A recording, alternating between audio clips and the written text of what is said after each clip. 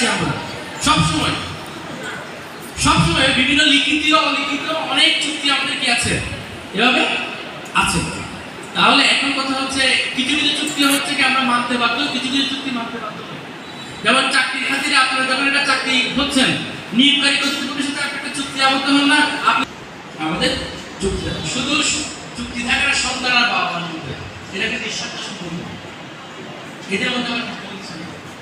এরা কিন্তু কি কেউ কারোর মধ্যে স্বার্থ নেই, নিঃস্বার্থভাবে বাবা মার সন্তানকে গড়ে তোলেন, সন্তানও বাবা মার জন্য ঘুরে থাকে, এদের মধ্যে আবার কোনো এরা করে চলতে থাকে।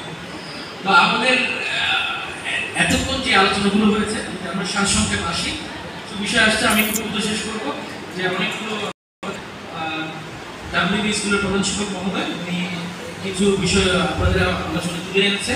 তো আমরা দেখি যে এখানে প্রশ্ন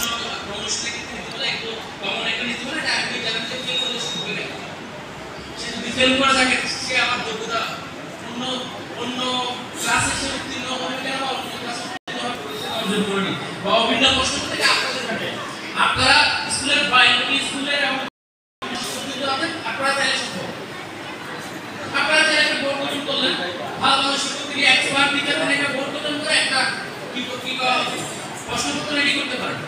যেমন আপনি এখন পরিষদ থেকে ক্লিয়ার আপনারা রেডি করতে পারেন, কোনো বিষয় না। উদয়পুর প্রশ্নপত্র করতে আপনারা চান, আপনারা কিছু কিছু বেসিক যে বিষয়গুলো আছে সবগুলো সাথে এক্সপার্ট টিচার নিয়ে একটা বোর্ড গঠন করলেন, এতে ভালো হবে। তবে এটা নৈতিক থাকতে হবে ভাই,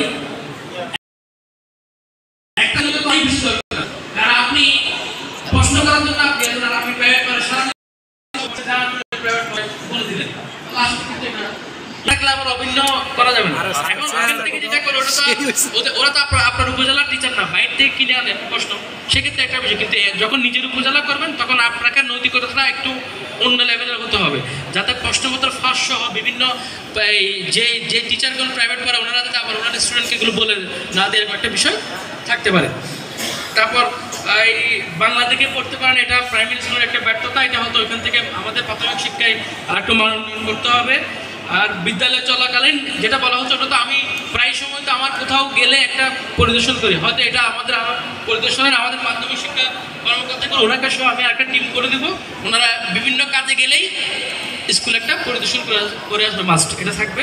তারপর বিষয়ভিত্তিক শিক্ষকদের জবাবদিহি যেটা অবশ্যই করতে হবে, এটা তো অবশ্যই যে গণিতে ফেল করতে হতে তার গণিতে সব টিচারকে আপনি করতে হবে যে আপনি কি করতেন, আপনার আগামী বছর প্ল্যানিং বলেন, আপনি এই যে শিক্ষক ব্যর্থতার ক্ষেত্রে আপনার কি ব্যর্থতা আছে, স্টুডেন্টদের কি ব্যর্থতা আছে, এটা একটা পর্যালোচনা হবে। তারপর হোম ভিজিট, এটা তো এখন নাই, এটা আগে ছিল বলে পড়ালেখার মন্ত্রণালয় এখন করেন। আপনাদের স্কুলের শিক্ষকরা আছেন, একটু গিয়ে দেখে আসি, যাই না এক সপ্তাহ এক বাড়ি গেলাম, ভালো তো লাগে। আমি মাঝখানে এনসি পরীক্ষার একটু বেরিয়েছে, অনেক ভালো লেগেছে। একটু টিচারদের সাথে স্টুডেন্ট অভিভাবকের সাথে একটা মিথস্ক্রিয়া হয়, অভিভাবকরা আপনাদেরকে জানায়, একটু স্টুডেন্টরা বাড়ি গেলে একটু ভয়ও পায় যে আমার স্যার আসবে, একটু পড়ার টেবিলে বসতে হবে। এখন তো একটু আমাদের স্টুডেন্টরা অনেক উচ্ছন্নে যায়। তো সর্বোপরি অনেকগুলো বিষয় আসছে, আমাদের দুটো পক্ষের মধ্যে শর্তাবলী রেডি করার জন্য আমরা ডাব্লিউবির প্রধান শিক্ষককে প্রদান করে একটি কমিটি গঠন করে দেব, ওনারা কিছু শর্তাবলী আর থাকবে দুই পক্ষের মধ্যে, এটা নিয়ে আমাদের মধ্যে একটা চুক্তি স্বাক্ষর হবে। এখন বলা যায় যে এই চুক্তি ভঙ্গ করলে কি, এখন এই চুক্তি সবকিছু শাস্তি দিয়ে পরিমাপ করা যায় না। একটা কথা বারবার, সব শাস্তি দেওয়া হয় না। আপনার আদর্শিক স্থান থেকে, নৈতিক স্থান থেকে, সারা জীবন চাকরি করেছেন, নিজের মমত্ববোধ থেকে, আন্তরিকতা থেকে একটা এলাকার একটা স্কুলের জন্য আপনি কিছু করবেন, এটা ভিতর থেকে না আসলে কোনো চুক্তি করে শাস্তি করে কোনো কিছু করা যায় না, এটা কখনোই সম্ভব না। কখনো গিয়ে আপনি যদি নিজে ক্লাসে মনোযোগী না হন, ক্লাস না করান, জোর করে আপনাকে করাতে পারবে না। কতক্ষণ আপনাকে মনিটর করবে শিক্ষা প্রতিষ্ঠানে আপনি ক্লাস আসেন নাই? নিজ থেকে নিজের দায়িত্ববোধটা নিজের থেকে আসতে হবে। এবার আসি আমার শিক্ষার্থীদের, ছোটো ভাই বোন আছো, সব কিছু তোমাদের জন্য ভাই, এত কিছু তোমাদের শিক্ষককেও বলা হচ্ছে, সব কিছু বলা হচ্ছে, সবই তোমাদের। এখন আমি সারাক্ষণ তোমাকে চাপ দিলাম, তোমার শিক্ষকরা তোমার বাসায় গেল, তোমাকে ক্লাসটা ভালোভাবে নিল, তোমাদের কোচিং ক্লাস নিচ্ছে, পরীক্ষার আগে এক্সট্রা ক্লাস নিচ্ছে, অনেক কিছু করলো, কিন্তু তুমি মনোযোগী না, তোমার পড়ালেখার কোনো আগ্রহই নেই। তাহলে কি হবে? আমাদের যতগুলো উদ্যোগ সব কিছু কি একদম বাধাগ্রস্ত হয়ে, এটাকে আমরা কলাপস করা বলা হয়, একদম দোষে পড়বে। যদি তোমরা মনোযোগী না হয়। আগামীর পরীক্ষাগুলো আমার যে ডাব্লিউবি বা গার্লসের যারা আছো, তোমরা তো কাছাকাছি আছো, তোমাদের সহপাঠী অন্য স্কুলকে জানিয়ে দিবে আগামীর পরীক্ষাটা এভাবেই কঠিন হবে। তোমাদের পড়াশোনা করতে হবে, পড়ার টেবিলে না বসলে আবার ফেল করতে হবে, এটার কোনো বিকল্প নাই। তোমার জীবন তোমার হাতে, তুমি কিভাবে করতে চাও। তার পাশে আমি আর একটু বলবো যে আপনাদের, আমি তো অনেক এখানে বলেছি, মূল মূল বিষয়গুলো থাকবে ওদেরকে ইন্সপিরেশনের কারিগর আপনি। আমরা যত অনুপ্রেরণা পেয়েছি আমাদের স্কুল শিক্ষক থেকে পেয়েছি। এই সময়টা সবার মনে থাকে বেশি।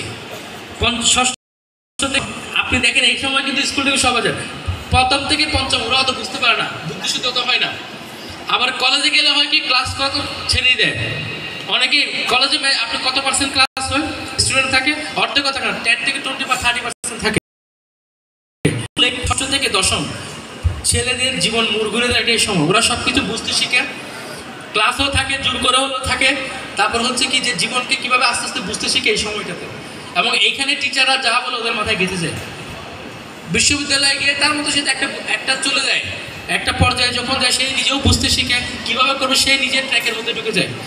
কিন্তু স্কুল পর্যায়ে একটি বিপদে যায়, এবং এই স্কুল পর্যায়টা যদি আমাদের স্টুডেন্টদেরকে যদি আমরা সৎ পথে রাখতে পারি, আপনারা অনুপ্রেরণা, আপনারা ওদের বাবা, আপনারা ওদের শিক্ষক, আপনারা ওদের মেন্টর, সব কিছু আপনারা।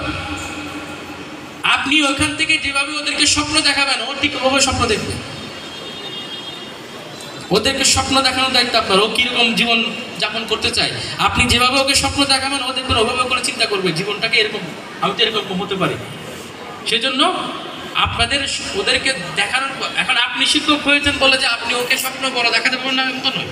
শিক্ষকরাই স্টুডেন্টদেরকে স্বপ্ন ভালোভাবে দেখাতে পারে, ওদের মাধ্যমে তো বাস্তবায়িত হবে। আপনিই তো ওকে গড়ে তুলছেন, ও তো মাধ্যমিক পাস না হয়ে পারবে না। ও কেন, ও ডাক্তার ইঞ্জিনিয়ার, আপনি যদি মনে করেন আমার শিক্ষকতা পেশা আমার চেয়ে ওই পেশাটা বড়, ওটা দামি দামি পেশা, ওই জন্য কি আমি বললেই কেউ শুনবে, এটা তো না। আপনি তো করে দিচ্ছেন, বা আপনি না হলেও ডাক্তার ইঞ্জিনিয়ার কীভাবে হবে, কিংবা আরও বড় বড় সরকারি কর্মকর্তা কীভাবে হবে, সব তোর বৃত্তি আপনিই করে দিচ্ছেন। আপনার মাধ্যমে তো সেও তার সিঁড়িতে যে উন্নয়নের সিঁড়িতে উঠছে, সেটা তো আপনার মাধ্যমে উঠছে। তাহলে আপনাকে তো আপনার পেশাটাকে সবচেয়ে বড় মনে করবেন। বারবার বলে থাকি ভাই, আমাকে সম্মান করে আমার পদের কারণে, আপনাকে প্রকৃত সম্মান করে। আমাকে সম্মান করে আমি একটা পদ হোল্ড করি, একটা সরকারের উপজেলা পর্যায়ে একটি অন্যতম পদ ধারণ করি বলে হয়তো আমাকে গেলে স্যার বলে অনেক কিছু বলে, কিন্তু আপনার সম্মানটা আপনার স্টুডেন্টকে জিজ্ঞেস করেন, সে আপনাকে যেভাবে সম্মান করে ওই সম্মান আমাকে করবে না। আপনার টিচারের সম্মানটা বারবার বলে আপনার মন থেকে আসে ওদের, কারণ আপনি তাকে শেখাচ্ছেন, আপনি তাকে বড় স্বপ্ন দেখাচ্ছেন, তার জীবনে বড় হওয়ার পথে আপনি তাকে কি সব কিছু কি রেডি করে দিচ্ছেন আপনি। সেজন্য আপনাদের আমরা হয়তো একটা লিখিত একটা চুক্তি করব, কিন্তু ভাই আপনাদের আন্তরিকতা থাকতে হবে। আমি একটু যাব, আমি ধরে রাখেন আগামী 5-6 সময়ের মধ্যে 20 থেকে 30টা স্কুলে যাব।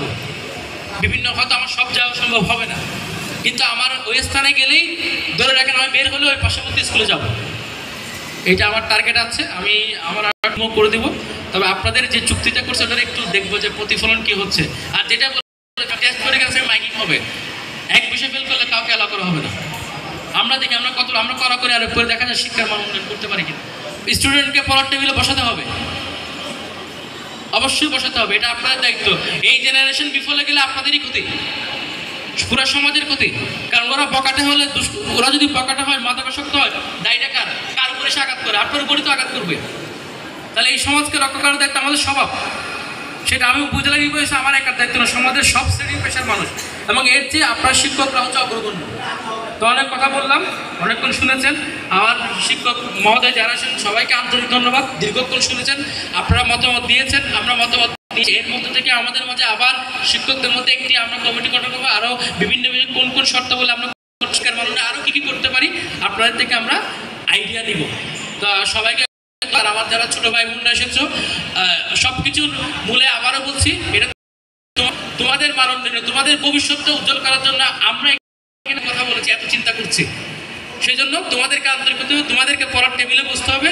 শিক্ষাটা তোমার, এই জীবনটা তুমি শিক্ষিত হলে তোমাকেই কি তোমার ভালো অবস্থা নাকি তুমি এখানে এসে কথা বলবে। আজকে এই যে তোমার মেয়েরা আছো, অনেক নারীরা এখন বর্তমান নারী ক্ষমতার বাংলাদেশে অনেক এগিয়ে আছে। তাহলে এগুলো কিভাবে সম্ভব হচ্ছে? তোমাদের আন্তরিকতার কারণে। তোমাদের বড় বোনটা এবার বিভিন্ন সময় দেখবা যে আজকে আন্দোলন সময় বিভিন্ন ক্ষেত্রে নারীরা অনেক দিকে এগিয়ে যাচ্ছে। তো পুরুষদের আমাদের বর্তমানে পুরুষদের চেয়ে নারীরা কোনো অংশে পিছিয়ে নেই, সেজন্য